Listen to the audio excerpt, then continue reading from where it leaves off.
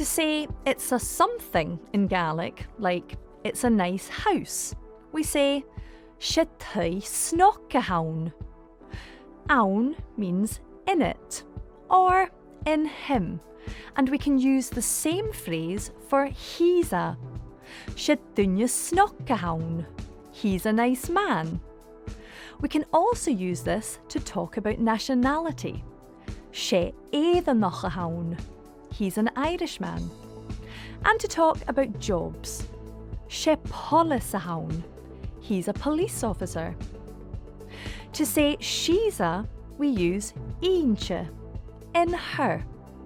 She polis a hinche. Or unum, in me, to say I'm a. She polis a hunum.